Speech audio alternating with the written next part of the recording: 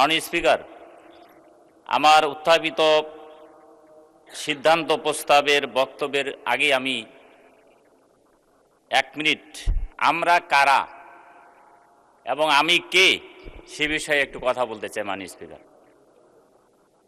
আমরা হচ্ছি তারাই যারা বাংলাদেশের স্বাধীনতা উত্তর প্রথম যে সংসদ, সেই সংসদের আমরাই স্পিকার ছিলাম। মাননীয় স্পিকার, শাহ আব্দুল হামিদ যিনি বাংলাদেশের সর্বপ্রথম স্পিকার নির্বাচিত হয়েছিলেন।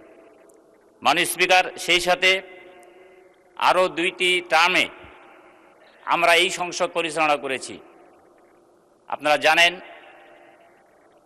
অ্যাডভোকেট ফজলে রাব্বি তিনি দুইবার না মনে হয় সম্ভবত 3 টার্ম এই সংসদের তিনি ডেপুটি স্পিকার এবং স্পিকার ছিলেন। মাননীয় স্পিকার, সেই এলাকার মানুষ আমরা, এবং তিনি আইন প্রতিমন্ত্রী ছিলেন। মাননীয় স্পিকার, সেই এলাকার মানুষ হওয়ার পরেও আমরা কিন্তু গাইবান্ধায় কিছুই পাই নাই, আমাদের কিছুই নাই। মাননীয় স্পিকার, আজকে সে কারণে আমি বলতে চাই আমাদের মাননীয় সংসদ নেতা এবং গণপ্রজাতন্ত্রী বাংলাদেশের সম্মানিত প্রধানমন্ত্রী,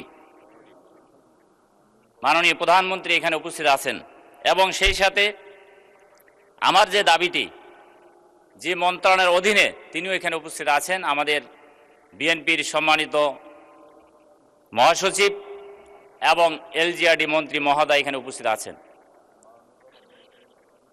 মাননীয় স্পিকার, আমি সে কারণে বলবো যে আমার এই সিদ্ধান্ত প্রস্তাবটি শুধু উত্থাপনের জন্য আমি উত্থাপন করি নাই।